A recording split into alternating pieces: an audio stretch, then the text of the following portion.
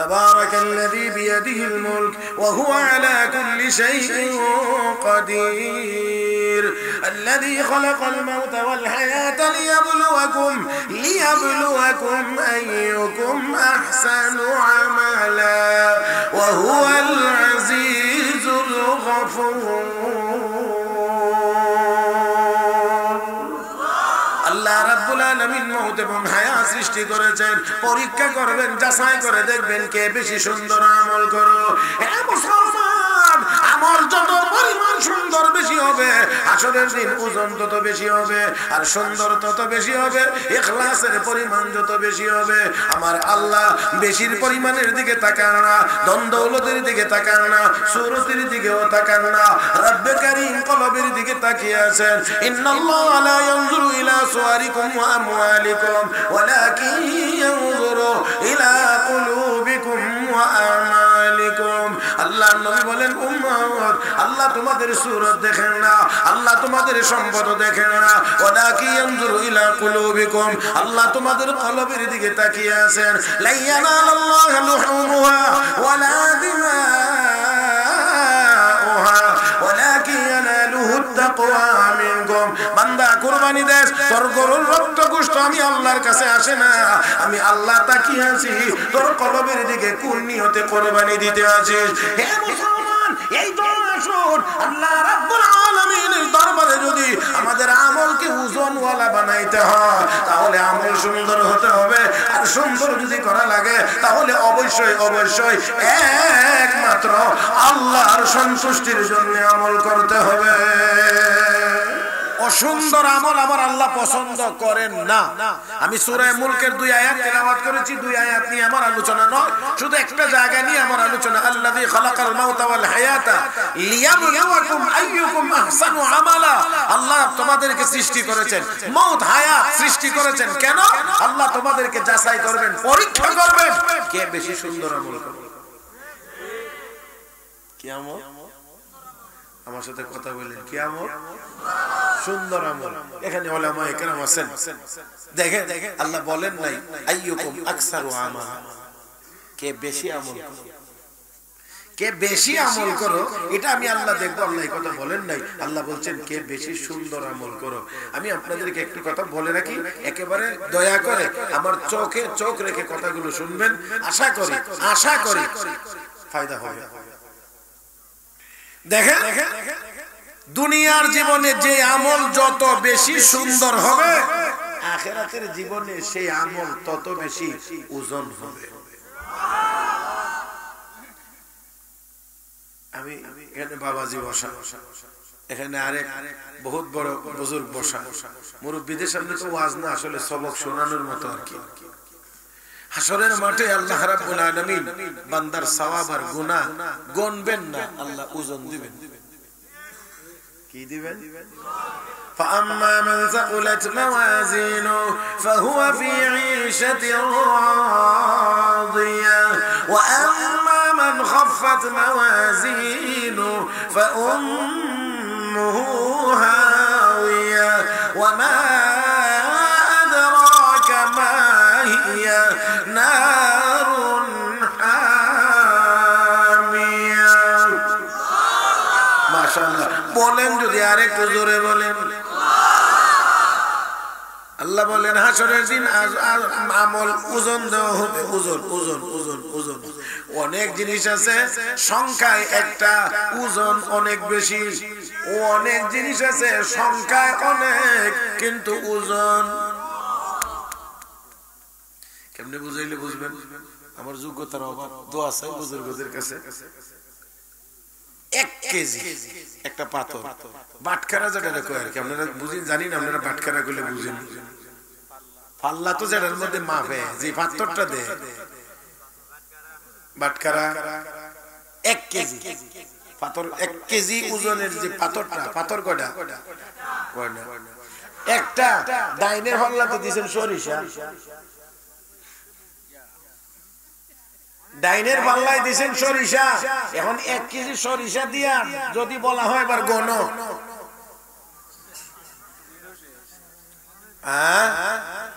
মুরব্বি হইলে পারবে না কারণ সহি শব্দ দেখতে হইবে যুবকরে যদি দেওয়া হয় মুরব্বী পারবে না, চোখে দেখবে না, এই জন্য।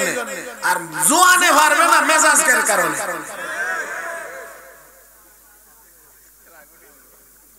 কথা কথা 1 কেজি সরিষা মাইপা যদি কোনো যুবকরে দেওয়া হয়, তুমি এটি কই না কইছ যে এখানে কয়টা সরিষা, এ কতক্ষণ পরে কইবা আর কিছু কোনো কাম না।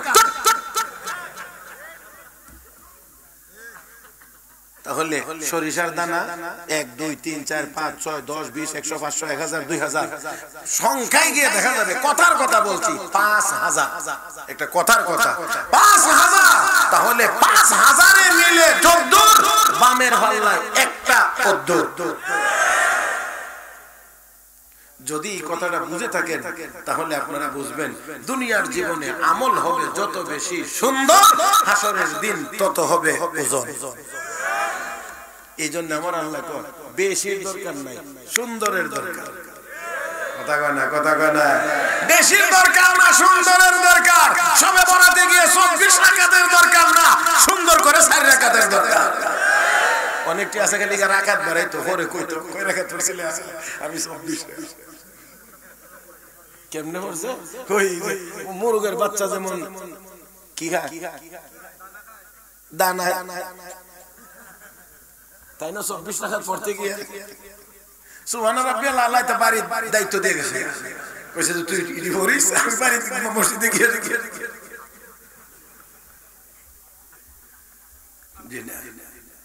এই জন্য আসে। এই জন্য আল্লাহ রাব্বুল আলামিনের দরবারে সুন্দর আমলের দাম বেশি। আরে সুন্দর তো সুন্দর সুন্দর, এটা দুনিয়ার মানুষও পছন্দ করে। আমল যদি সুন্দর হয় দুনিয়ার মানুষের কাছেও তার কদর বেশি হয়। আল্লাহ কথায় কথা মনে পড়ে গেছে, বাদশা কিরমানি আফগানিস্তানের শাসক, বড় বাদশা আল্লাহ আল্লাহ। তো বাদশা আল্লাহ আল্লাহ হয়, আমরা দেশের মেম্বারও আল্লাহ আল্লাহ না, খালি চুরি করে।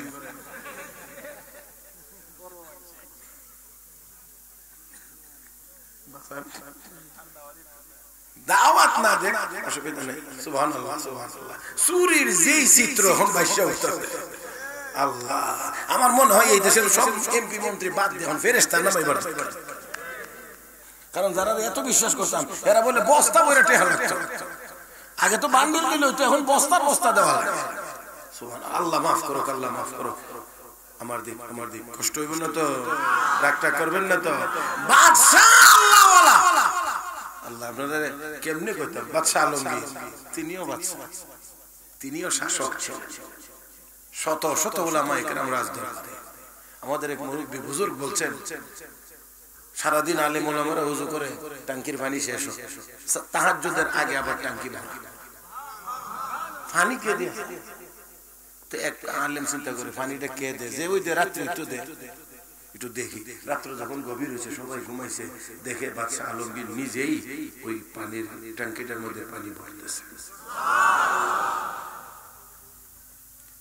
তো আলেমকে কয়, বাদশা সালাম, আপনি আপনাকে কষ্ট করতে হবে না, খেদমতটা আমি করি, পানি আমি আনি দেব। বাদশা কয়, আনতে তো পারবেন না, আমি যে আনি এটাও কেউ কাছে বলতে পারবেন না। আমাকে যে দেখছেন আমি পানি আনি এটাও কাউকে বলতে পারবেন না, কারণ বিশ্ব নবীর দরবারে যখন আসরের মাঠে আমাকে দাঁড়াইতে হবে, নবীর সামনে যখন যাইতে হবে, সুপারিশের আশা, তখন আমার নবী যদি আমাকে বলেন তোর দরবারে তোমার নায়েবে নবীরা ছিলেন, তাদের কি খেদমত করছিলে, অন্তত তাহাজ্জুদের পানিটা দিতে পারলে বলতে পারবো নবী গো আপনার নায়েবে নবীদের জন্য ওযুর পানি দিছি।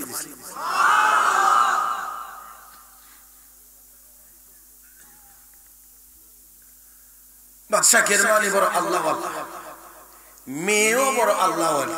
তো আল্লাহ ওয়ালার ঘরে তো সাধারণত আল্লাহ ওয়ালি হবে, আল্লাহ ওয়ালা সন্তানাদি হবে, এটাই স্বাভাবিক।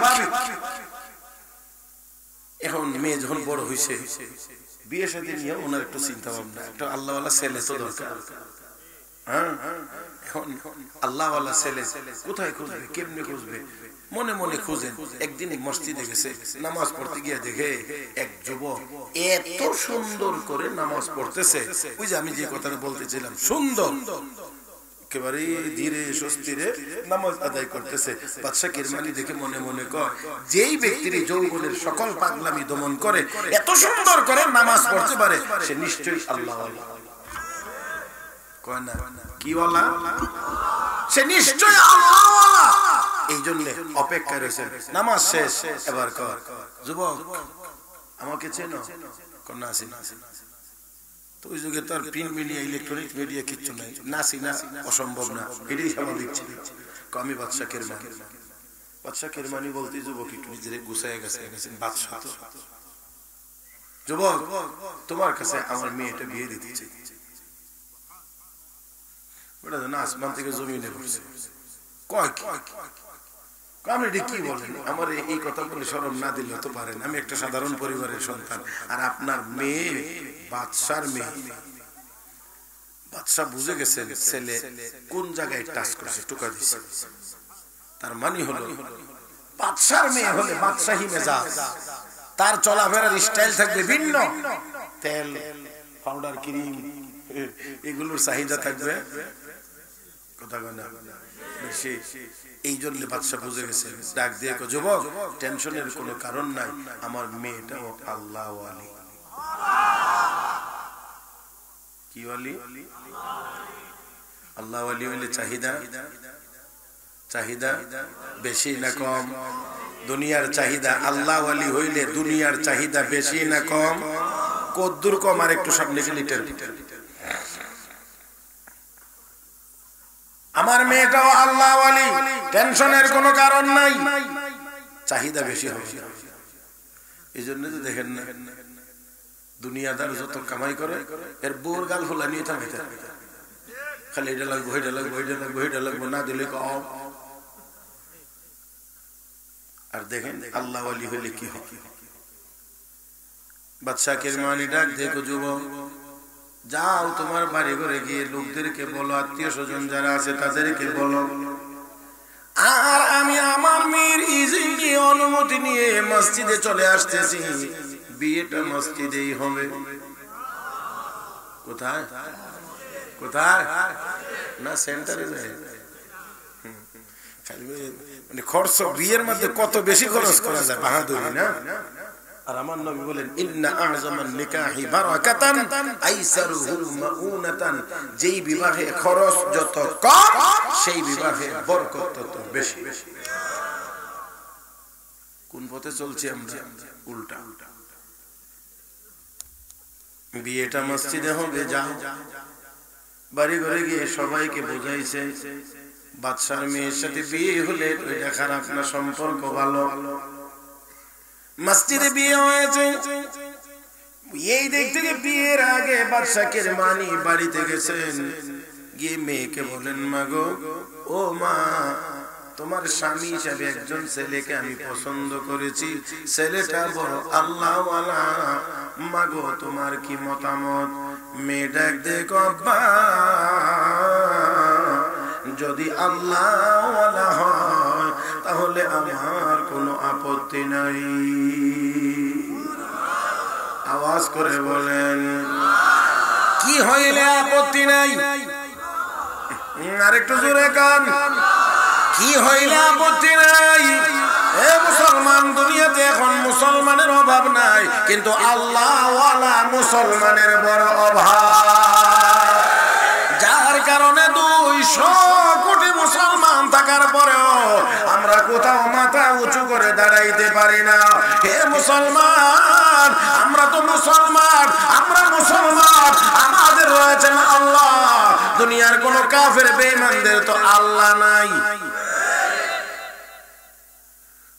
কিন্তু কিন্তু কিন্তু আমরা আল্লাহ ওয়ালা না হতে পারার কারণে কোথাও মাথা উঁচু করে দাঁড়াইতে পারি না আর না হয় একটি কথা আমি প্রায় সবসময় বলি হযরত শাহজালাল মুজাররদ ইয়ামানির আল্লাহু আকবার যদি গৌর গোবিন্দের দালান ভাঙতে পারে 200 কোটি মুসলমানের আল্লাহু আকবারের আওয়াজে ইসরাইল নামের জারজ রাষ্ট্রটি পৃথিবীর মানচিত্র থেকে মুছে যাইতে পারে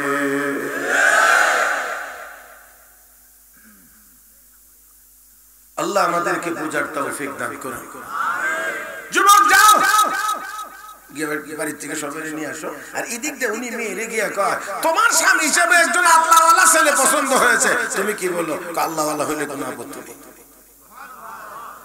এখন আল্লাহওয়ালা হইলেই হবে আল্লাহওয়ালা হইলেই আপত্তি, আল্লাহওয়ালা যেখানে হয় সেই জায়গাটা নিয়ে অনেকের আপত্তি। কোরআন পড়লে আল্লাহওয়ালা হওয়া যায়, কোরআন পড়া নিয়ে অনেকের আপত্তি। কোরআনের প্রতিষ্ঠান যেখানে থাকে, রহমত সেখানে নাজিল হয়, সেই প্রতিষ্ঠান নিয়েও কিছু কিছু জালেমের আপত্তি। তবে আমরা বলতে চাই, কোরআন আল্লাহর কালাম, হেফাজত করবেন আল্লাহ। কোরআনের বিরোধী যারা হবে, আবু জাহেলের যেই পরিণতি তাদের হবে সেই পরিণতি।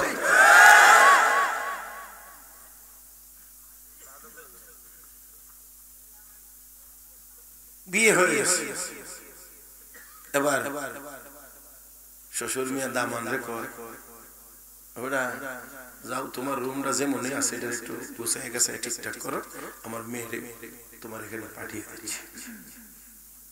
নববধূ বাদশার মেয়ে নতুন স্বামীর ঘরে প্রবেশ করেছে, রুমের ভিতরে গেছে, একটু এদিক ওদিক খেয়াল করে দেখেই কেমন জানি কান্না শুরু করে দিয়েছে। স্বাভাবিকভাবেই যুবক একটু আতঙ্কিত যে আমার স্বাভাবিক অবস্থা দেখে অথবা আমার আর্থিক অবস্থা বেশি ভালো না দেখে মনে হয় বাদশার মেয়ে কাঁদতেছে। এই জন্য যুবক, তুমি কেন কাঁদো? আমি তো এই বিয়েতে রাজি ছিলাম না, শ্বশুর আব্বাই তো আমাকে বারবার বলে বলে রাজি করাইছেন, আমার আর্থিক দুর্দশা দেখে তুমি এখন কেন কাঁদো? নববধূ ডাক দিয়ে বলেন, স্বামী আমার কান্নার কারণ এটা না, আপনার দুর্দশার কারণে আমার কান্না না, আমার কান্নার কারণ হলো আমার আব্বা বিয়ের আগে বলেছিলেন আমার স্বামী নাকি আল্লাহওয়ালা, কিন্তু আপনার ঘরে এসে দেখি আপনি তো আল্লাহওয়ালা না, আপনি একজন দুনিয়াদার দেখা যায়। কেমন জানি হয়ে গেল, আমার ঘর ভালো না, ঘরের বেড়া ঠিক নাই, ঘরে খাট পালন উন্নত না, আমার লেপ তোষক ভালো না, তারপরেও আমাকে বলা হচ্ছে আমি নাকি দুনিয়াদার, আমি আল্লাহওয়ালা না। কেমন করে বললা, কেমন করে বললা আমি দুনিয়াদার? এমনি একটু বালিশটা সরাইলেন, সরাইলে এখান থেকে একটা রুটি বেরিয়ে এসেছে। ডাক দিয়ে কো, স্বামী বলেন গো রুটিটার কি হাল হাকিকত? ডাক দিয়ে কো, বিবি আজকের দিনে আমি 2টা রুটির মালিক ছিলাম। এ বিবি, আমি আজকের থেকে 2টা রুটির মালিক ছিলাম। একটা রুটি আমি সেহরি খেয়েছি, রোজা রেখেছি, আর একটা রুটি আমি ইফতারের জন্য রেখে দিয়েছি। এটাই হলো সেই রুটি। স্ত্রী কয়, কান্নার কারণ তো আমার এখানে, এই জন্যই তো আমিও কাঁদতে আসি। কেন কাঁদতে আসো? 2টা রুটির মালিক ছিলেন, একটা রুটি সেহরি খাইলেন, আর একটা ইফতারের জন্য রেখে দিয়েছেন। সেহরি কোথায় আর ইফতার কোথায়? সেহরি আর ইফতারের মাঝখানে 12, 13, 14 ঘন্টার ব্যবধান। হে স্বামী, যেই লোক সেহরির সময় 1 রুটি খাইয়া আর একটা ইফতারের পরিকল্পনা করে রেখে দেয়, এতে করে তো বোঝা যায় ইফতারের আগে মরবার কোনো প্রস্তুতি আপনার কাছে নাই।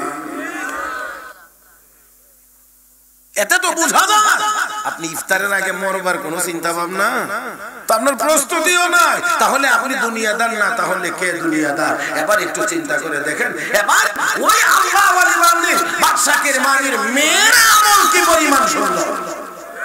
আর একটু জোরে কান আমার ভাইয়েরা। আমার কথা বলার উদ্দেশ্য ছিল এটা, দুনিয়ার জীবনে তো আমল যদি সুন্দর হয়, আমল যদি সুন্দর হয়, আল্লাহ রাব্বুল আলামিনের ওই বান্দার মর্যাদা আল্লাহ বাড়ায় দেন। আমার ভাইয়েরা, আমল যদি সুন্দর হয় তাহলে আল্লাহ দুনিয়াতে মানুষের সামনেও মর্যাদা বাড়ায় দেন, পরকালে তো মর্যাদা অবশ্যই আছে। আর আল্লাহর দরবারে সুন্দর আমল ছাড়া কোনো আমল কবুল হয় না। আর একটু ভালো করে বললে ভালো হয়। কি আমল? কি আমল? সুন্দর আমল, সুন্দর আমল, তাই না? আল্লাহ রাব্বুল আলামিনের দরবারে সুন্দর আমল। আল্লাহ হাসরের মাঠে এই জন্য বান্দার সওয়াব আর গুনাহ ওজন দিবেন না, ওজন দিবেন না, আর আল্লাহ গণবেন না, ওজন দিবেন। ওজনে যার আমলের পরিমাণ, যার নেক আমলের পাল্লা ভারী হবে, আল্লাহ ওই ব্যক্তিকেই জান্নাতের মালিক বানায় দিবেন। আমি আপনাদেরকে নিয়ে একটু বলতে চাই, আমরা কোথায় যাইতে চাই? আওয়াজ করে বলেন, কোথায় যাইতে চাই? এবারে একটা কথা আপনাদের খেদমতে একেবারে খেয়াল করে শুনবেন, আমল কিসের দ্বারা সুন্দর? আমল কিসের দ্বারা সুন্দর হয়? সুন্দর আমল তো আল্লাহর কাছে পছন্দ। কোন কিসের মাধ্যমে আমল সুন্দর হয়? মুহতারাম হাজরিন, যত জিনিসের দ্বারা বান্দার আমল সুন্দর হয় এর মধ্যে অন্যতম একটা হলো ইখলাসের দ্বারা আমল বেশি সুন্দর হয়। কিসের দ্বারা? আবার আওয়াজ করে সবাই মিলে বলেন, ইখলাসের দ্বারা, ইখলাসের দ্বারা, ইখলাসের দ্বারা আমল সুন্দর হয়। মুহতারাম হাজরিন, এবার আসেন ইখলাস কাকে বলে? যে কোনো নেক আমল হবে একমাত্র আল্লাহর সন্তুষ্টির জন্য হবে। কার? কার? কার? মনের ভিতরে এই কথাটা যত বেশি মজবুত হবে, আমার এই আমলের দ্বারা, আমার এই আমলের দ্বারা একমাত্র আমি আল্লাহর সন্তুষ্টি কামনা করি, আমি আল্লাহর সন্তুষ্টি কামনা করি, ওইটার নাম ইখলাস। আর এই মনোভাবটা যত বেশি হবে তার আমল তত বেশি সুন্দর হবে, হাসরের মাঠে তার আমলের ওজন তত বেশি হবে। এই কারণে অনেকে ছোট আমল করে জান্নাতে চলে যাবে, অনেকে বড় আমল করেও, অনেক আমল করেও জান্নাতে যাইতে পারবে না, অনেকে অল্প আমল করেও জান্নাতে চলে যাবে। কারণ অল্প আমল হইলেও ইখলাসের পরিমাণ বেশি হওয়ার কারণে ওজনের পরিমাণ কয় না, ওজনের পরিমাণ বেশি। পাথর একটা 1 কেজি ওজন বেশি, সরিষার দানা 1000 দিয়েও এই একটার সমান করা যায় না, সমান করা যাবে না। পূর্বের যুগের কোন এক নবীর উম্মত, কোন এক নবীর উম্মত অভাব অনটন দুর্ভিক্ষের সময়ে আল্লাহর ওই বান্দা রাস্তা দিয়ে চলছে, কোথাও যাইতে গিয়ে বিশাল মাঠ পাইছে বালু ভর্তি। লোকটা যায় আর মনে মনে চিন্তা করে, এত বিশাল বড় মাঠ বালুতে ভরা, এত বিশাল বড় মাঠ বালুতে ভরা, আর মনে মনে কয়, আল্লাহ আমাকে যদি তুমি এই বিশাল বালু ভর্তি মাঠ, এই বিশাল বালুগুলোকে যদি আটা বানাইয়া আমাকে দিয়ে দিতা, আমি এই দেশের অভাবী মানুষদেরকে দাওয়াত করে খাওয়াইতাম। সব বালু যদি আমার দিয়ে দিতা, আটা বানাইয়া আমি রুটি বানাইয়া দেশের মানুষদেরকে দাওয়াত দিয়ে দিয়ে খাওয়াইতাম, বন্টন করে দিয়ে দিতাম। রব্বে করিম ওই নবীর কাছে ওহির মাধ্যমে জানাইয়া দিলেন, তোমার উম্মতকে জানাইয়া দিও, এই পরিমাণ রুটি দিয়ে আটা বানাইয়া খাওয়াইলে যত সওয়াব, তার নিয়তের কারণে আমি আল্লাহ তার আমল নামায় দান করেছি সেই পরিমাণ সওয়াব। এই জন্য বলা হয়েছে নিয়াতুল মুমিনি খায়রুম মিন আমালিহি, মুমিনের নিয়তের দাম তার আমলের চাইতে বেশি। আর আমার নবী বলেন, প্রথম হাদিস বুখারী শরীফ, عن عمر بن الخطاب رضي الله تعالى عنه قال قال رسول الله صلى الله عليه وسلم إنما الأعمال بالنيات وإنما لكل امرئ ما نوى فمن كانت هجرته إلى الله ورسوله فهجرته إلى الله ورسوله ومن كانت هجرته إلى دنيا يصيبها أو امرأة يتزوجها فهجرته إلى ما هاجر إليه أو كما قال عليه الصلاة والسلام। আল্লাহ নবী বলেন, উম্মত ভালো আমলের ভালো ফলাফল ভালো নিয়তের উপরে নির্ভরশীল। ও মুসলমান, নিয়তটা খাঁটি হওয়া লাগবে। একমাত্র ইবাদত হবে কার জন্য? কার জন্য?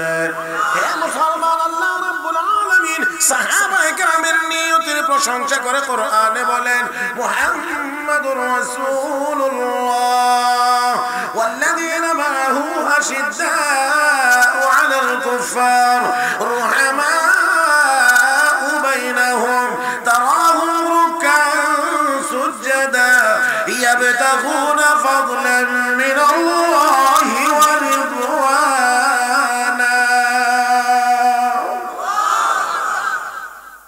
আল্লাহ রাব্বুল আলামিন বলেন, সাহাবীদের 3 গুণ। 1 নাম্বার হলো তারা কাফের বেঈমানদের মোকাবেলায় বড় কঠোর, নিজেদের বেলায় বড় নরম। 2 নাম্বার গুণ হলো তারা রুকু করে সিজদা করে মানে নামাজ পড়ে।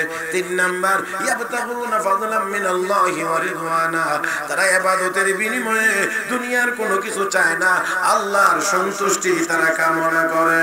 আমার ভাইরা, কাফের বেঈমানদের মোকাবেলায় বড় কঠোর, নিজেরা একে অপরের জন্য বড় দয়ালু। হে মুসলমান, তারা নামাজ আদায় করে, আল্লাহর সন্তুষ্টি ছাড়া আর কোনো কিছুই কামনা করে না। আমরাও যদি সেই সাহাবীদের গুণ অর্জন করতে পারি, আমরা যদি কাফেরদের মোকাবেলায় কঠোর হতে পারি, নিজেরা যদি নিজেদের বেলায় নরম হতে পারি, নামাজ যদি 5 ওয়াক্ত আদায় করতে পারি গুরুত্ব সহকারে জামাতের সাথে, আর যদি ইখলাসের সাথে নেক আমল করতে পারি, আমার বিশ্বাস হয় 200 কোটি মুসলমানের সামনে দাঁড়ানোর কোনো ক্ষমতা দুনিয়ার কোনো কাফেরের বাচ্চার হতে পারে না।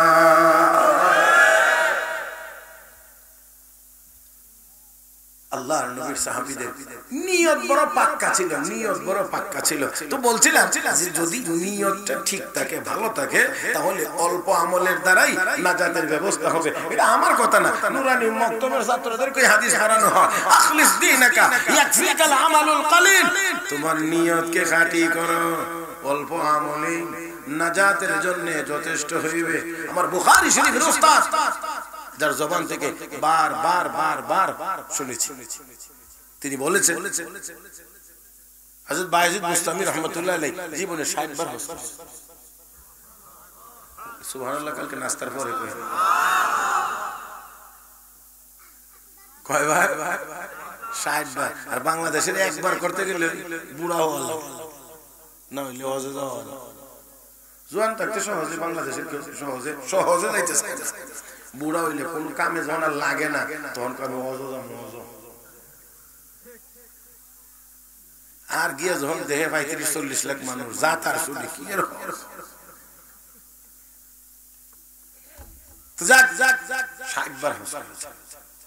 কি পরিমাণ ইবাদত বন্দি করছে।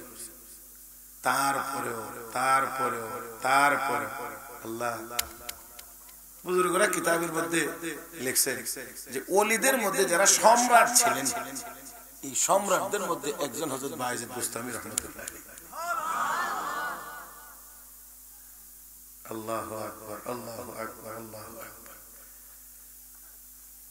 তো হযরত বায়েজিদ বুস্তামি রাহমাতুল্লাহ আলাইহির ইন্তেকালের পর ওনাকে কেউ স্বপ্ন দেখছেন, জিজ্ঞেস করেন আল্লাহ আপনার সাথে কেমন ব্যবহার করেছে? দৌড়া পইরেই গেছিলেন, ছোট্ট একটা কাজের উসিলা আল্লাহ মাফ করে দিয়েছে। এবার যদি কবলে ধরা হয়ে গেছিলাম, আমরা উভয় কি হজ করেছে? আমরা তো একবার হজ করে আইলে হজ যাইবার আগে তো খালি টাকা প্রাথমিক নিবন্ধন হয়েছে, এরপরই লেখা শুরু হয়ে যায় কথা মাত্র খালি নিবন্ধন, প্রাথমিক নিবন্ধন যেটা এটাও। আল্লাহ রাব্বুল আলামিন জিজ্ঞেস করেন বায়েজিদ আমার জন্য কি নিয়ে আইছো? আমি চিন্তা করলাম নামাজের কথা বলবো, আল্লাহ যদি তোর নামাজ 1 রাকাতও কবুল হইছে না। আমি চিন্তা করলাম রোজার কথা বলবো, আল্লাহ যদি একটা রোজাও কবুল হইছে না। আমি চিন্তা করলাম 60 বার হজ করেছি, আল্লাহ যদি একটা হজও কবুল হইছে না, তখন কি হবে? এই জন্য সব চিন্তা ভাবনা করে সর্বশেষ তিনি আল্লাহ আমি তো কোনো আমল করে আসতে পারি না, তবে একটা জিনিস নিয়ে আইছি। বলে কি? জানা মতে তোমার সাথে কাউকে শরীক করিনি। তার মানে কি নিয়ে আইছি? মাশাআল্লাহ, একজনে কইছে তোমার সাথে কাউকে শরীক করি নাই, মানে কি নিয়ে আইছি? আশহাদু আল্লা ইলাহা ইল্লাল্লাহ ওয়াহদাহু লা শারীকা লাহ, আল্লাহর সাথে আর কারো কোনো শরীক, জোরে কোন শরীক। এই কথা বললে আল্লাহকে উযকুর লাইলাতাল লাবান, বায়েজিদ দুধের রাতের কথা একটু স্মরণ করো। দুধের রাতের কথা কি? ঠান্ডা দুধ খাইছি, পেটে একটু সমস্যা, তো চেহারাটা একটু মলিন। তো মুরিদ একজন জিজ্ঞেস করে হযরত চেহারা মলিন দেখা যায়, রাত্রে ঠান্ডা দুধ খেয়েছিলাম, পেটে একটু অসুবিধা হয়েছে। আল্লাহ এই জায়গাটার মধ্যে ধরে রাখো বায়েজিদ দুধের মধ্যে কি ক্ষমতা ছিল? দুধের মধ্যে কি ক্ষমতা ছিল?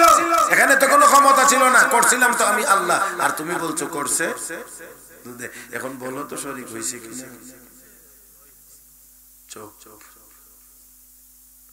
তার মানে হলো বুখারী শরীফে একটা শিরোনাম আছে, তরজমাতুল বাব আছে, মান নুকিশাল হিসাব উযিবা। কাউকে কারো হিসাবের মধ্যে যদি একটু খালি বলা হয় কেন করছিলা, তাহলে আর পার পাবে না, তার আযাব নিশ্চিত। মান নুকিশাল হিসাব উযিব। মুহতারাম হাজির, ঠান্ডা। আল্লাহ রাব্বুল আলামিন বলেন, বায়জিদ টেনশন করতে হবে না, তোমার জীবনের একটা ছোট্ট আমল আছে, আমলটা বড় সুন্দর, কাজটা বড় সুন্দর, আমি আল্লাহর কাছে বড় পছন্দ হয়েছে। কি কাজ? শীতের কনকনে রাত্রিতে বিড়ালের বাচ্চা একটি শীত কাতর হইয়া তোমার কমলির ভিতরে গিয়ে ঢুকে গিয়েছিল, একটু আরামের আশা, একটু গরমের আশা, তুমিও বুঝতে পেরে এটাকে তাড়াইয়া দাও নাই, একটু গরমের ব্যবস্থা করেছিলা। এই কাজটা যে করেছিলা এটার মধ্যে দুনিয়ার কোনো উদ্দেশ্য ছিল না, কোনো বাবা মারা ছিল না, কেউ এক কাপ চা খাওয়াবে এমনও ছিল না, শুধুমাত্রই আমার একটা দুর্বল মাখলুকের উপরে তোমার দয়া হয়েছিল। এই বিড়ালের বাচ্চাটাকে হতো আমি আল্লাহ সৃষ্টি করেছি, আমার এই দুর্বল মাখলুকের উপরে তোমার দয়া হয়েছিল, দয়া হওয়ার কারণে আমি আল্লাহর দয়া হয়েছে তোমার উপরে।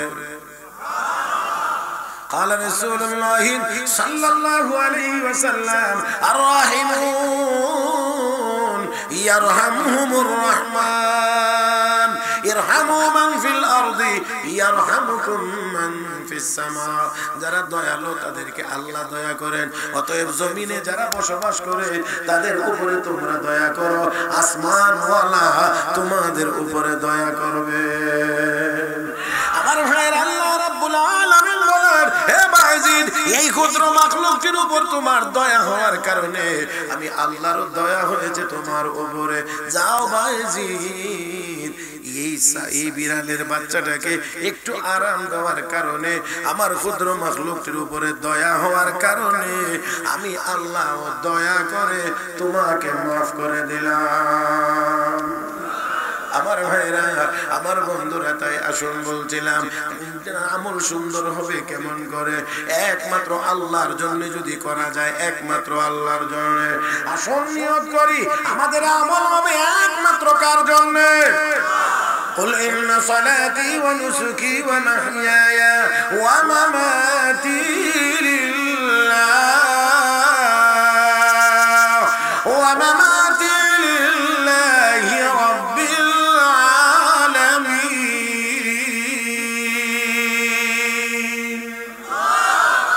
নবী আপনি বলুন, আমার নামাজ, আমার রোজা, আমার হজ, আমার কুরবানি, আমার যাবতীয় ইবাদত একমাত্র কার জন্য? আওয়াজ করে বলেন, একমাত্র কার জন্য? এরা মুসলমান, একমাত্র আল্লাহর জন্য যদি হয় গোলামি, একমাত্র যদি হয় আল্লাহর জন্য ইবাদত। আমার ভাইরা, আমার বন্ধুরা, এই ইবাদত সুন্দর হবে, এই ইবাদত বেশি সুন্দর হবে। আর না হয় মানুষে দেখলে ইবাদত করবে, মানুষে না দেখলে আর ইবাদত করবে না। যদি আল্লাহর জন্য হয়, আল্লাহর জন্য হয়, তাহলে কেউ দেখুক আর না দেখুক ইবাদত সুন্দর হবে। যদি মানুষকে দেখানোর হয়, তাহলে অবশ্যই অবশ্যই মানুষ দেখলে সুন্দর করবে, যখন দেখবে না তখন আর সুন্দর হবে না। আর মনে রাখতে হবে, মানুষকে দেখানোর জন্য যদি ইবাদত হয়, এই ইবাদতের দ্বারা মানুষের কাছে সম্মানী হওয়া যায় না। আল্লাহর জন্য যদি হয়, তাহলে অবশ্যই অবশ্যই ওই লোকটাকে আমার আল্লাহ দামি বানায়া দেন। হযরত খাজা কুতুবউদ্দিন বখতিয়ার কাকি রহমাতুল্লাহ আলাইহি, হযরত খাজা কুতুবউদ্দিন বখতিয়ার কাকি রহমাতুল্লাহ আলাইহি বহুত বড় বুজুর্গ। হযরত খাজা মুঈনুদ্দিন চিশতি আজমিরি রহমাতুল্লাহ আলাইহি খলিফা ছিলেন। হযরত খাজা মুঈনুদ্দিন চিশতি আজমিরি রহমাতুল্লাহ আলাইহি খলিফা হযরত খাজা কুতুবউদ্দিন বখতিয়ার কাকি রহমাতুল্লাহ, ওনার ইন্তেকালের সময় উনি বললেন, আমার জানাজার ইমামতি করবে এমন ব্যক্তি যার মধ্যে চারটা আমল আছে।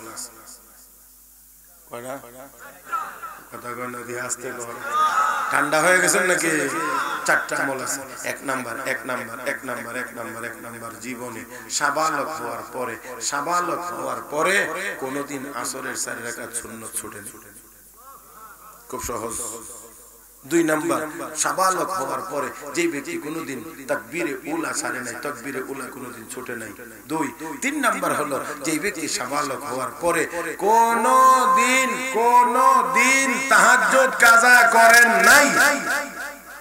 এমন ব্যক্তি। 4 নম্বর হলো যেই ব্যক্তি জীবনে সাবালক হওয়ার পরে কোনো বেগানা মহিলাকে ইচ্ছাকৃতভাবে দেখেন নাই। কয়টা গুণ? সহজ না একবারে? এই 4 গুণ যার মধ্যে থাকবে সে আমার জানাজার ইমামতি করবে, সে আমার জানাজার ইমামতি করবে। এবার তো ওনার ইন্তেকালের পরে ঘোষণা হয়েছে ইমাম জানাজা পড়াইতে হইলে এরকম ইমাম লাগবে। এমন এফারেও নাই ওফারেও না, কোথাও নাই ইমাম নাই। এই যোগ্যতাওয়ালা ইমাম পাওয়া যায় না। লাশ নিয়ে অপেক্ষা, লাশ নিয়ে অপেক্ষা, লাশ নিয়ে অপেক্ষা। একেবারে আসরের নামাজের পর হয়ে গিয়েছে, মাকরুহ ওয়াক্ত চলে আসতেছে। এমন সময় এক আল্লাহর বান্দা এসে বলতে আছেন কাতা সোজা করো, জানাজা হবে। কাতা সোজা করো, জানাজা হবে। সবাই তো জানাজার জন্যই তো অপেক্ষা করতেছি, তবে আপনার মধ্যে কোয়ালিটি আছে নি আগে হেডা করে। আল্লাহর বান্দা বলতে আছে আছে বলেই তো ইমামতের জন্য দাঁড়াইছি। আমার ভাইয়েরা যারা আছে বলেই তো ইমামতির জন্য দাঁড়িয়েছি। নামাজ পড়াইলেন, জানাজা পড়াইলেন। যিনি পড়িয়েছিলেন তিনি ভারতবর্ষের একজন শাসক ছিলেন, সুলতান শামসুদ্দিন আলতামাস রহমাতুল্লাহি আলাইহি। জানাজার ইমামতি করলেন। আমার বন্ধুরা, জানাজার জন্য ইমামতির জন্য এত কঠিন শর্ত লাগানোর কথা না, তিনি কেন লাগাইলেন দেখেন। এবার আল্লাহর বান্দা জানাজার ইমামতি করে নামাজ পড়াইয়া এবার গিয়ে লাশের সামনে দাঁড়াইছেন। বুজুর্গের লাশের সামনে দাঁড়াইয়া ডাক দেখো আল্লাহর ওলি,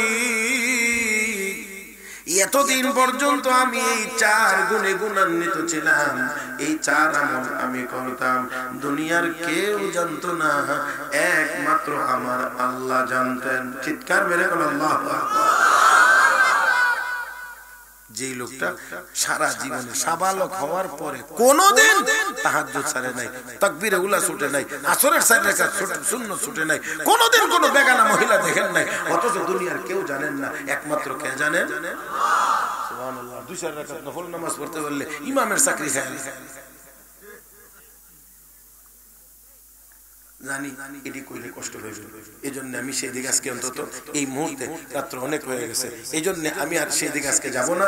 আজকে আপনাদেরকে একটা সুন্দর মনোভাবের উপরে রাখার চেষ্টা আমি করব।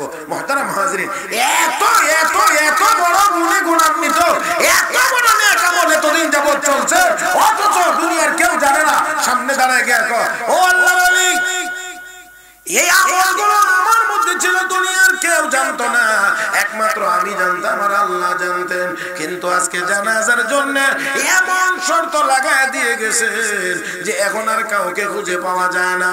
আপনার জানাজার ইমামতি করতে গিয়ে আমার এতদিনের গোপন আমলের সংবাদ দুনিয়ার মানুষকে জানাইতে হয়েছে। ও মুসলমান, আসল কথা হলো এই আল্লাহর বান্দার জবান দিয়া এই শর্তগুলো বের করে উনি যে নেককার দুনিয়ার কেউ জানে না, আমার আল্লাহ জানানোর ব্যবস্থা করে দিয়েছে। কারণ উনি যে এত বড় বুজুর্গ, এত বড় নেক আমলওয়ালা, এটা তো দুনিয়ার কেউ জানে না, একমাত্র কে জানেন? এই জন্য মরার সময় শাইখের জবান দিয়া এই শর্তগুলোর কথা বের করে দিয়ে একদিক দিয়ে উনি বুঝাই দিলেন উনাকে উনি কত বড় আল্লাহর ওলি, আর জানাজা যিনি পড়াবেন তারাও প্রমাণ হয়ে যাবে ওই ব্যক্তি কত বড় আল্লাহর ওলি। মুহতারাম হাজিরিন, তাহলে আজকে এখান থেকে আমাদের নিয়ত হবে আমরা আমল বেশি করব না সুন্দর করব? মাশাআল্লাহ মাশাআল্লাহ মাশাআল্লাহ। আওয়াজ করে আরেকবার বলবেন কি, আমল শুধু বেশি করব না সুন্দর করব? আল্লাহ আমাদেরকে সুন্দর আমল করার তৌফিক দান করুন। দেখেন বিশ্ব নবী রাহমাতুল্লিল আলামিন শেষ রাতে উঠছেন, উঠা কয়টু দেখেছেন আবু বকরের বাড়ি একটু ঘুরে, হযরত আবু বকর বাড়িতে গেছে, শুনে হযরত আবু বকর আস্তে আস্তে কেরাত পড়তেছেন শেষ রাতে নামাজে। আস্তে আস্তে আল্লাহ রাসূল খোঁজ নিতে গেছে, দেখি তো আবু বকর কি করে, আস্তে আস্তে সুন্দর তেলাওয়াত করতেছে, নামাজ পড়তেছে। হযরত উমরের বাড়ির দিকে রওনা করছে। ওরে আল্লাহ, সীমানা যাই তুই শোনা যা। আলহামদুলিল্লাহি রাব্বিল আলামিন আর রহমানির রহিম, দূর থেকে শোনা তো দুজনের দিকে নবী আসছে। সকালবেলা আবু বকর তোমার ঘরের দরজায় গেছিলাম আজকে শেষ রাত্রে, গিয়ে দেখি খুব মৃদু কণ্ঠে ছোট আওয়াজে কোরআন তেলাওয়াত করতেছো। হ্যাঁ ওমর, তোমার বাড়ির সীমানা যেবার আগে শোনা যায়, তুমি দূর থেকে শোনা যায় জোরে জোরে কোরআন তেলাওয়াত করতেছো, ব্যাপার কি? এত জোরে কেন? আবু বকর তুমি এত আস্তে কেন? হুজুর আমি যে আল্লাহর শুনামু, আল্লাহ তো আস্তে বললেও শুনে। আর আমাকে দিয়ে আমার তেলাওয়াত আর নামাজের কারণে কারো কোনো কষ্ট হবে না। ওমর তুমি এত বলবো জোরে জোরে কেন? হুজুর তাহাজ্জুদ আমি একলাই পড়ি, আর কেউ পড়তো না, এজন্য জোরে জোরে পড়ি যাতে তেলাওয়াত শুনে ঘুম ভাঙে, হেরা ওদের তাহাজ্জুদ পড়তে পারে। আল্লাহু আকবার, আল্লাহু আকবার। আল্লাহর নবী আবু বকর তোমার ভলিউমটা একটু বাড়ায়া দাও, ওমর তোমার ভলিউমটা একটু কমায়া দাও, তাহলে সুন্দর হয়ে যাবে। তোমারটা একটু বেশি ছোট, আর একটু উঁচা হইলে সুন্দর হইব। আর ওমর তোমারটা একটু বেশি চড়া, আর একটু নিচু হইলে বেশি সুন্দর হবে। এবার বলেন আবারও, আমল শুধু বেশি হবে না সুন্দর করে হবে? আল্লাহ অসুন্দর হইলে বহুত বড় আমল করে জান্নাতে যাওয়া যাবে না, সময় নাই। তবে একটা হাদিস তেলাওয়াত করে শুনাইলাই, তরজমা করতে পারতাম না, ব্যাখ্যাও করতে পারতাম না। লম্বা হাদিস, মুসলিম শরীফের হাদিস। আর এই হাদিসের বর্ণনাকারী হযরত আবু হুরায়রা, বর্ণনা করতে গিয়ে 3 বার বেহুশ হয়েছে। আমরা তো ওয়াজও আইতাম সারলে, আর আমরা মাঝে মাঝে 2-1 জন যেতাম সারলে আয়ে ওয়াজ, সুবহানাল্লাহ। আমরা বিবারিয়ারও আছে, মানে মোবাইল করলে জিকিরের নামে যত গান আছে, নাম বলার কি দরকার? সবকিছুতে নাম বলার দরকার নাই। নাম বলার চাইতে কোনাকুনি মারলে এটা অ্যাকশন বেশি। এটা আপনারা কি কইছি জানেন নি? এটা বাংলা কইছি, আর কিতাবের ভাষা হলো উলামায়ে কেরাম আমার দিকে চায় আল কিনায়াতু আবলাগু মিনাস সারিহ। এটা এই ইলমে কালামের একটা আছে, এই ইলমে বালাগাতে আল কিনায়াতু আবলাগু মিনাস সারিহ। কোনাকুনি মারলে মানে এটা ডাইরেক্ট অ্যাকশন বেশি। কথা বুঝেন না, খালি জলে উত্তরও দিতে কথা বুঝেন না, বলতেছি ওনারে হেও বুঝতেছে কিন্তু উত্তর ডাইরেক্ট যদি কই মিয়া তুমি না হ্যাঁ আমি কেন কথা কয়। আর যদি হেমনে মারে তাহলে খালি সইতে হয়, জবাব দিতে হয়। আমাদের এদিকে মাওলানা সাহেব ছিলেন, বুজুর্গ আলেম ছিলেন, এই পাশার কাজ আছিল কি তৎকালীন সময় নিজের মাইক দিয়া বিভিন্ন গ্রামে গিয়ে আইটা মাইক লইস একজনরে দিয়া নিয়া কইতো তোমরা আমো আগামীকাল সবাইরে কইয়া দিও, ইহানে গিয়ে ওয়াজ করতে। আর বাজারের দিন যেদিন বাজার, এদিন বাজারের মসজিদের জন্য রাস্তার মধ্যে মাইক ফেলাইয়া আল্লাহর রাস্তায় কিছু দেন, মসজিদের ওজুর লাগিয়ে বদনা নাই। আপনারা কি কোন বদনা নেই? বদনা নাই, এই সময় কলসে পেউজো করতো, বদনা নাই, শাড়ি নাই, এটা নাই, আমরা 2000 টাকা দিয়ে দেন। একদিন এক বেটা গিয়া কইছো আপনি যে প্রত্যেক বাজারে এমনি কালেকশন করেন, টাকা ওঠেন, মানুষ তো খারাপ হুজুর। আজ পর্যন্ত আমার কাছে কেউ খারাপ কইছে না, তুই ফইলা কইছ মনে তুই খারাপ করিস।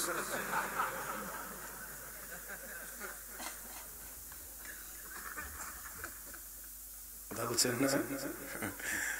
মৌলবীরা সবাই ব্যাক করে না, আমি ব্যাক করলে কিন্তু সবাই আবার ব্যাক করলে সাইজ করে নেব কিন্তু একবারে। এই জন্য সব কেন সব মৌলবীর কাছে গিয়ে আবার কিন্তু ফাঁকনামি করতে চায় না। এক মৌলবীরা দেখে একবারটা বললে হুজুর তো কি হয়েছে, কিন্তু একটা কথা ছিল। কি কথা? আপনারা কর যে আল্লাহর হুকুম ছাড়া বলে কিছু। তো আমি যত চুরি ডাকাতি করি তো আল্লাহর হুকুমই করি, তো আমার বিচার হয়ে যায়। চিন্তা করে তারপরে হুজুর আপনারা আল্লাহর কথা কোন আল্লাহরে দেখছেন? আমরা যা না দেখি তা বিশ্বাস করি না, যা দেখি তা বিশ্বাস করি। আচ্ছা আপনারা বলেন শয়তান আগুনের তৈরি, আবার জাহান্নামও আগুন। তো আগুনের মধ্যে আগুন গিয়ে হলে কি আর সাজা হবে? আগুনে মিশে যাবে। মৌলবী চিন্তা করে হ্যাঁ কোরআন হাদিসের দলিল দিয়ে বুঝাইতে গেলে একটু সময় লাগবে, হইতো না। Direct action. মাটির চাক্কা একটা লইছে, তবে আবার ভাতর নাম মাটির চাক্কা বড় ফাঁক না লইয়া মারছে, আল্লাহর নাম লই ফিটে মা গো বাবা গো মা গো গিয়া দিছে হুজুরের কাছে বিশাল। তো হুজুরের বেটারে ডাকছে, বেটা তুমি বেটা মারলা কেন? হুজুর মারছি না তো। তো কি করছো? বেটা আমার 3টা কথা জিজ্ঞাসা ছিল, এটার উত্তর দিছি।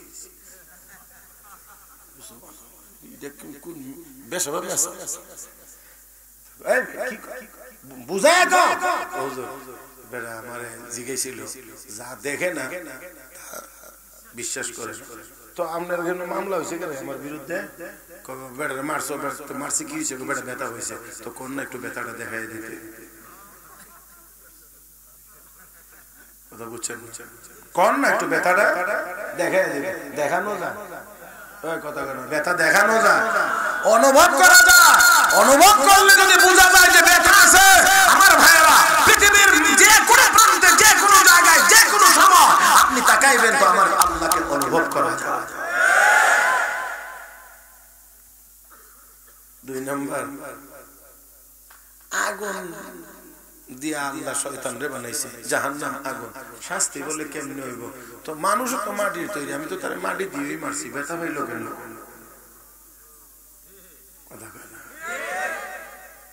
মাটির তৈরি মানুষ, মাটি দিয়ে আঘাত করছি, ব্যথা পাইল কেন? তাহলে মাটির মানুষরে মাটি দিয়ে আঘাত করলে যদি ব্যথা পায়, তো শয়তান আগুনের তৈরি হইলেও জাহান্নামের আগুনে গেলে ব্যথা হইল। 3 নাম্বার, ওনার কথা হইছে যা কিছু হয় সব আল্লাহর হুকুমে হয়, চুরি ডাকাতি যা করে সব আল্লাহর হুকুমে করে, সাজা হবে কেন? মাননীয় আদালত, আমিও এই মুহূর্তে কিছুক্ষণের জন্য একমত। তা আমিও যে মাটির চাকা দিয়ে কারে মারছি, এটাও তো আল্লাহর হুকুমেই মারছি, তো আমার বিরুদ্ধে মামলা হবে কেন?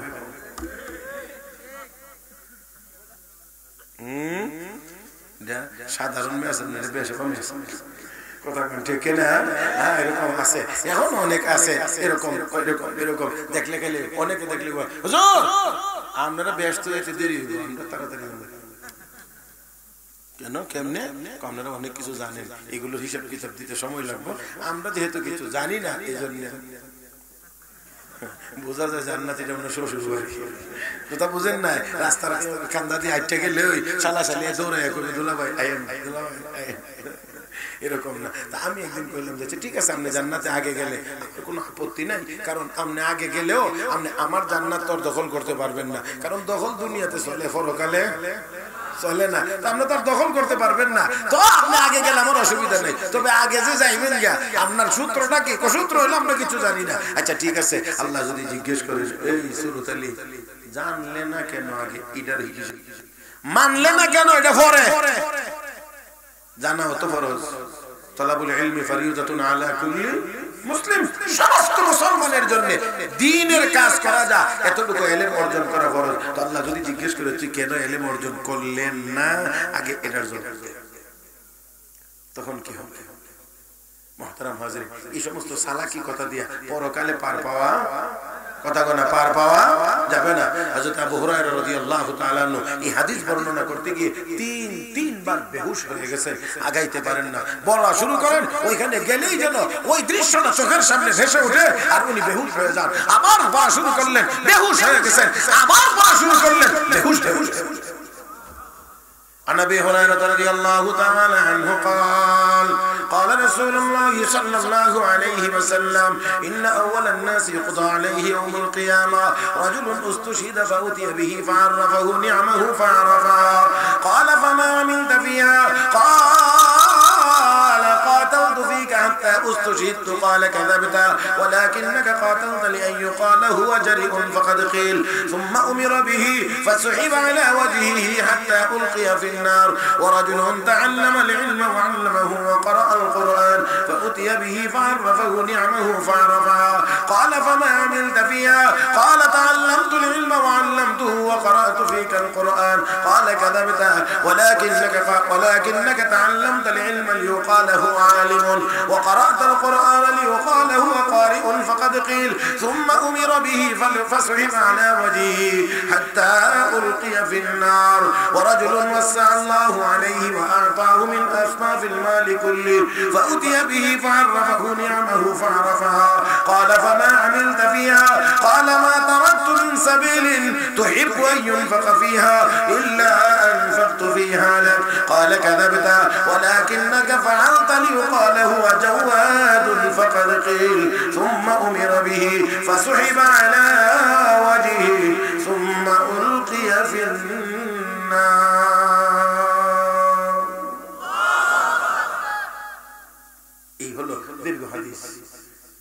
ব্যাখ্যা চলবে না। তবে মূল কথাটা অল্পতে বলে দেই, হাসরের মাঠে আল্লাহ যখন বিচারকের আসনে বসবেন, সর্বপ্রথম তিনজনকে দিয়ে বিচার শুরু হবে। কয়জন? আমার দিকে তাকায় শুনেন, এটাই আলোচনার শেষ কথা, নাকি তার আগে চলে যাবেন? পিছনের তারা মনে চলে যাবে। আমি সারা রাত বলিনি, আমি বলছি তিনটা কথা শুনে তো যাবেন ইনশাআল্লাহ। আল্লাহ সবাইকে তৌফিক দান করুন। তিনজন মানুষ, একজন শহীদ, একজন আলেম ও কারি, একজন দানবী। আল্লাহ শহীদ ব্যক্তিকে বলবেন, তোমার দুনিয়াতে এই এই নিয়ামত দিয়েছিলাম, বলে হ্যাঁ, কি করছো নিয়ামত পাইয়া? আল্লাহ কলাটা কাটায়া জীবনটা দিয়া শহীদ হয়ে আইছে। আল্লাহ বলবেন, তুই মিথ্যাবাদী, করছিলে কাজ ঠিক আছে, কিন্তু আমার সন্তুষ্টির জন্য করস নাই। করছিলে লোকেরা বীর বাহাদুর বলবে, এই উপাধি পাইবে, এই জন্য লোকেরা তোর দুনিয়াতে বীর বাহাদুর বলছে। যেহেতু আমার কাছে কোনো চাওয়া পাওয়ার ছিল না, এই জন্য আমার কাছে কোনো বিনিময় নাই, তোর ঠিকানা জাহান্নাম। একটু আওয়াজ করে বলেন, একটু আওয়াজ করে। ওয়াজ যদি বুঝেন, একটু কঠিন আজকের ওয়াজ অবশ্যই, তবে যদি বুঝেন তাহলে অবশ্যই বলবেন তার আমল খারাপ না নিয়ত খারাপ। কথা বুঝলে আর একটু জোরে বলবেন, আমল খারাপ না নিয়ত খারাপ। এই জন্য আমার নবী কো ইন্নামাল আ'মালু বিন্নিয়াত, কাজ ভালো হইলেও নিয়ত যদি ভালো না হয় তাহলে এর ফলাফল ভালো হবে না। তাহলে শহীদ হইয়াও কোথায়? জাহান্নামে। নাম্বার 2, আলেম ও কারি। আল্লাহ বলবেন, কি করছিলাম? কইবে আল্লাহ ইলম শিখছি, ইলম শিখাইছি, কোরআন শরীফ পড়ছি। ইলম শিখছি, যার ফজিলত আলাদা। ইলম শিখাইছি, ফজিলত আলাদা। কোরআন তেলাওয়াত করছি, ফজিলত আলাদা। আল্লাহ এই আমলগুলো করে আসছি। আল্লাহ বলবেন, তুইও মিথ্যাবাদী, তুই ইলম শিখছিলে, শিখাইছিলে, এইজন্য লোকেরা তোরে বড় হুজুর বলবে, বড় বক্তা বলবে, বড় মুফাসসিরে কোরআন বলবে, বড় শাইখুল হাদিস বলবে। দুনিয়াতে বলছে আমার কাছে কোনো বিনিময় নাই, যা তুইও জাহান্নামী, জাহান্নামে যা। আপনারা আওয়াজ করে বলেন, আমল খারাপ না নিয়ত খারাপ? 3 নাম্বার দানবী। আল্লাহ বলবেন, তোমারে তো অনেক নিয়ামত মাল দৌলত দিয়েছিলাম, বলে হ্যাঁ, কি করছো? আল্লাহ মসজিদে দিছি, মাদ্রাসায় দিছি, এতিমখানায় দিছি, অসহায় মানুষে দিছি, অমুকরে দিছি, তমুক জায়গাতে দিছি, যত পথে দিলে তুমি খুশি, আমি সেই পথে খরচ করছি। আল্লাহ বলবেন, তুইও মিথ্যাবাদী, লোকেরা তোর বড় দানবীর বলার জন্য এই কাজ করছিলে। দুনিয়াতে বলছে যা, তুইও জাহান্নামী। এবারও আরেকটু আওয়াজ করে বলেন, আমল খারাপ না নিয়ত খারাপ? এই জন্য আমল সুন্দর হয় না। আল্লাহ রাব্বুল আলামিন বলেন, তাবারাকাল্লাযী বিয়াদিহিল মুলক ওয়া হুয়া আলা কুল্লি শাইইন কাদির আল্লাযী খালাকাল মাউতা ওয়াল হায়াতা লিয়াবলুয়াকুম আইয়ুকুম আহসানু আমালা ওয়া হুয়াল আজিজুল গফুর। আল্লাহ রাব্বুল আলামিন মওত এবং হায়াত সৃষ্টি করেছেন, পরীক্ষা করবেন, যাচাই করে দেখবেন কে বেশি সুন্দর আমল করো। হে মুসলমান, আমল যত পরিমাণ সুন্দর বেশি হবে, হাসরের দিন ওজন তত বেশি হবে, আর সুন্দর তত বেশি হবে। ইখলাসের পরিমাণ যত বেশি হবে, আমার আল্লাহ বেশির পরিমাণের দিকে তাকান না, ধন দৌলতের দিকে তাকান না, সুরতের দিকেও তাকান না, রব্বে কারীম কলবের দিকে তাকিয়ে আছেন। ইন্নাল্লাহা লা ইয়ানজুরু ইলা সুওয়ারিকুম ওয়া আমওয়ালিকুম ওয়ালাকিন ইয়ানজুরু ইলা কুলুবিকুম ওয়া আমালিকুম। আল্লাহ নবী বলেন, উম্মত, আল্লাহ তোমাদের সূরত দেখেন না, আল্লাহ তোমাদের সম্পদ দেখেন না, ওয়ালাকিন ইয়ানজুরু ইলা কুলুবিকুম, আল্লাহ তোমাদের কলবের দিকে তাকিয়ে আছেন। লা ইয়ানালাল্লাহু লুহুমুহা ওয়ালা দিমাউহা ওয়ালাকিন ইয়ানালুহুত তাকওয়া মিনকুম। বান্দা কুরবানি দেস, তোর গরুর রক্ত গোশত আমি আল্লাহর কাছে আসে না, আমি আল্লাহ তাকিয়ে আছি তোর কলবের দিকে, কোন নিয়তে কুরবানি দিতে আছিস। হে মুসলমান, এই তো আসুন আল্লাহ রাব্বুল আলামিনের দরবারে যদি আমাদের আমলকে ওজনওয়ালা বানাইতে হয়, তাহলে আমল সুন্দর হতে হবে। আর সুন্দর যদি করা লাগে, তাহলে অবশ্যই অবশ্যই একমাত্র আল্লাহর সন্তুষ্টির জন্য আমল করতে হবে। কার সন্তুষ্টি? কার কার কার কার কার? একমাত্র আল্লাহ, একমাত্র আল্লাহ। আমার ভাই, দয়া করে এখন কেউ উঠবেন না, দয়া করে কেউ এখন উঠবেন না। এখন যদি উঠেন তাহলে মোটামুটি ভাবে নিশ্চিত আপনি মাদ্রাসার দরদি না। ছাত্র অনেক হয়েছে, ওলামা একরাম অনেক বয়ান করেছে। আমি আরো কম করবো বলে নিয়ত করে উঠছিলাম, কিন্তু তারপরে অনেক হয়ে গেছে, একটু একটু করতে করতে অনেক দূরে হয়ে গেছে। আমি আপনাদের জন্য যে কথাটা বলছি, এই যে নিয়ত সহি কিভাবে হবে, ইখলাস কিভাবে আমাদের মধ্যে আসবে, এইটা বুঝতে হলে ইলমের দরকার হবে। ইলম তো অবশ্যই, ইলম যদি অর্জন করতে হয় মাদ্রাসার দরকার হবে, যেরকম ঠিক আছে। তাহলে এই মাদ্রাসাগুলো টিকে থাকুক, এটাকে আমরা সবাই চাইনি না, চাই না? এই যে দেখেন সবাই হাত তোলেন, সবাই হাত তোলেন, নারে তাকবীর। দেখেন এই নিয়তটা মাদ্রাসাতেই পড়ানো হয়। এজন্য ছোট্ট বাচ্চাদেরকে প্রথমে গেলে 1 নাম্বার হাদিস শরীফ, কি কোন হাদিস? হ্যাঁ 1 নাম্বার ইন্নামাল আমাল, প্রথম হাদিস। 1 নাম্বার হাদিস শরীফ, ক্বালান নবী সাল্লাল্লাহু আলাইহি ওয়াসাল্লাম ইন্নামাল আ'মালু বিন্নিয়াত, আর নইলে আখলিস দীনাকা ইয়াকফিকাল আমালুল কলিল। তার মানে হলো ছোট বাচ্চাকেই আগে তার নিয়ত ঠিক করে, মানে নেক আমল করবা, আগে বুঝালো নেক আমল কার জন্য করবা। আমরাও কার জন্য করব? তার জন্য। আমি খুব বেশি বিরক্ত আপনাদেরকে করব না, অল্প অল্প। বাবাজি কি আপনি কি বই দিয়েছেন? 50,000 মাটি দরকার পড়ে, 1000 মাটি 5000 টাকা। 50,000 মাটি, 1000 মাটি 5000, তার মানে 2.5 লাখ নাকি? মাটি কাটার দরকার। বাজেট পাল্লা পুরাই দিবেন। প্রথম নাম্বার আপনারা অন্তর থেকে দোয়া করেন, আল্লাহ 2.5 লাখ টাকা লাগবে মাটি কাটতে, নাকি? 50,000 মাটি যদি 1000 মাটি 5000।